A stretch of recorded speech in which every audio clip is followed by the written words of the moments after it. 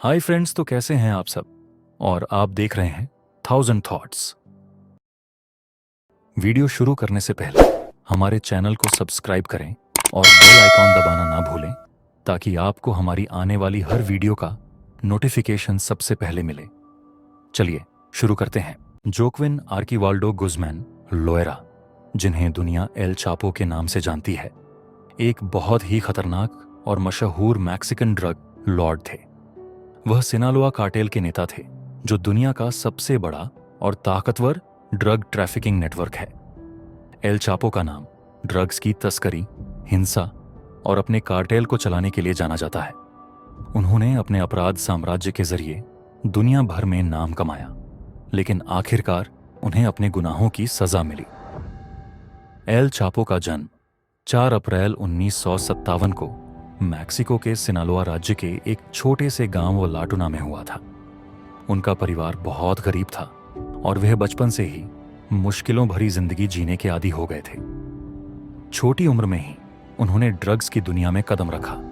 वह शुरुआत में मिगुएल एंजेल फेलिक्स गैलार्डो के कार्टेल के लिए काम करते थे, जो उस वक्त मैक्सिको का सबसे बड़ा ड्रग लॉर्ड था।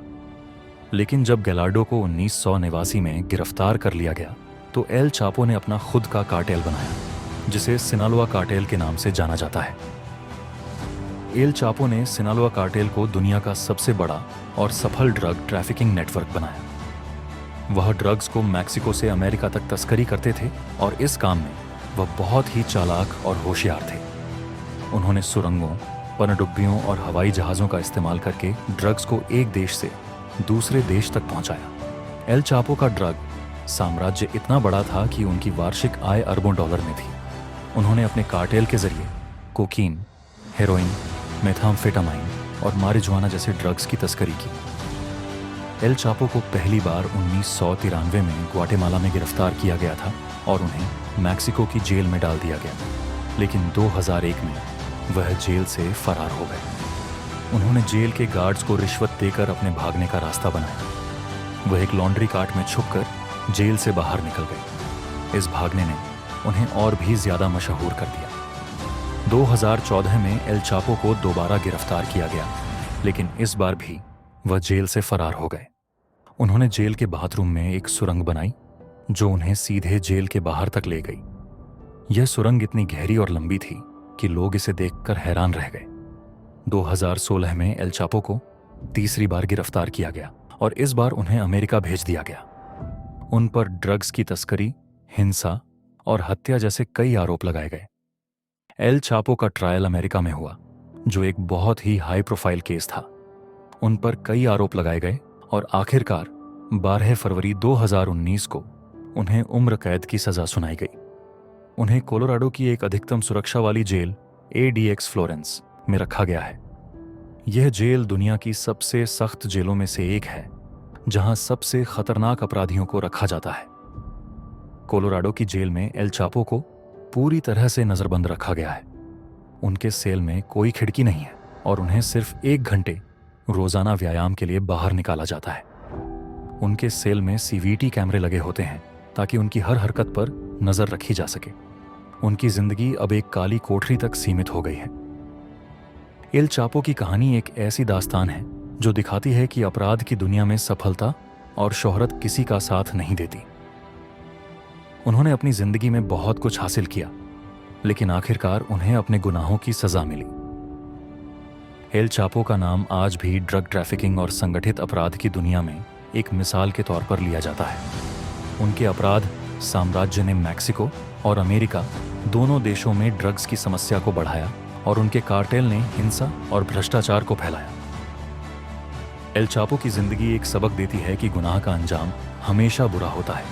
उन्होंने अपने अपराध के जरिए दुनिया भर में शोहरत हासिल की, लेकिन आखिरकार उनकी जिंदगी एक जेल की काली कोठरी तक सिमट कर रह गई। एल चापो के अलावा दुनिया में कई ऐसे लोग हैं जो संगठित अपराध, ड्रग तस्करी और अवैध गतिविधियों में शामिल रहे हैं। ये लोग अपने अपराध साम्राज्य के लिए जाने जाते हैं और उनकी कहानियां बेहद खतरनाक और चौंकाने वाली हैं। पाब्लो एस्कोबार कोलंबिया का सबसे मशहूर और खतरनाक ड्रग लॉर्ड था। वह मेडेलिन कार्टेल का नेता था। और 1980 और 1990 के दशक में दुनिया का सबसे अमीर अपराधी बन गया था। एस्कोबार ने कोकीन की तस्करी के जरिए अरबों डॉलर कमाए। उसने अपने कार्टेल के जरिए कोलंबिया और अमेरिका में ड्रग्स की आपूर्ति की और हिंसा और भ्रष्टाचार फैलाया। 1993 में कोलंबियाई पुलिस ने एस्कोबार को उसके घर पर घेर कर मार दिया और उसकी मौत के बाद मेडेलिन कार्टेल का भी खात्मा हो गया। ग्रिसेल्डा ब्लांको, जिसे ब्लैक विडो या कोकीन गॉडमदर के नाम से जाना जाता है, एक कोलंबियाई ड्रग लॉर्ड थी। वह मेडेलिन कार्टेल की सदस्य थी और उसने मियामी, फ्लोरिडा में कोकीन की तस्करी को नियंत्रित किया। ब्लांको ने हिंसा और धमकियों का उपयोग करके अपना ड्रग साम्राज्य बनाया। 2012 में ब्लांको को कोलंबिया में गोली मार दी गई, लेकिन उसका नाम अपराध की दुनिया में अब भी मशहूर है। एल कैपोन अमेरिका का सबसे मशहूर गैंगस्टर था, जो 1920 और 1930 के दशक में शराब की अवैध तस्करी के लिए जाना जाता था। वह शिकागो माफिया का नेता था और उसने अपने अपराध साम्राज्य के जरिए खूब पैसा कमाया। 1931 में कैपोन को कर चोरी के आरोप में गिरफ्तार किया गया और उसे 11 साल की जेल की सजा सुनाई गई। दाऊद इब्राहिम एक भारतीय अपराधी है जिसे डी कंपनी का नेता माना जाता है। वह तस्करी, ड्रग्स और आतंकवाद से जुड़े अपराधों के लिए जाना जाता है।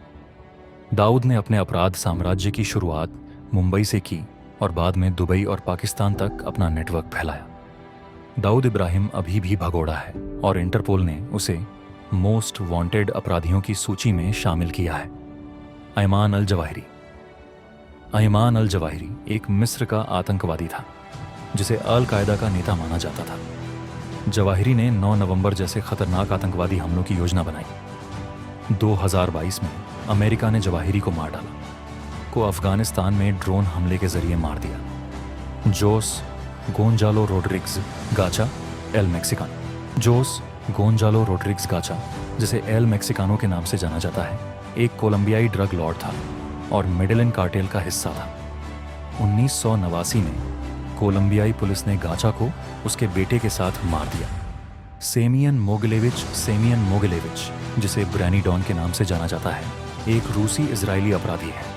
वह संगठित अपराध, मनी लॉन्ड्रिंग और मानव तस्करी से जुड़ा हुआ है। मोगिलेविच अभी भी भगोड़ा है और FBI ने उसे मोस्ट वांटेड अपराधियों की सूची में शामिल किया है। ये कहानियां यह दिखाती हैं कि संगठित अपराध और अवैध गतिविधियों का अंत हमेशा बुरा होता है। हमारे साथ जुड़े रहें, क्योंकि हम आपके लिए ऐसी ही दिलचस्प और हैरतअंगेज कहानियां और वीडियो लाते रहेंगे। अगर आपको ये वीडियो पसंद आया है तो इस वीडियो को लाइक, शेयर एंड कमेंट करें और ऐसी ही और वीडियो देखने के लिए हमारे चैनल 1000 थॉट्स को सब्सक्राइब करें और बेल आइकन दबाना न भूलें।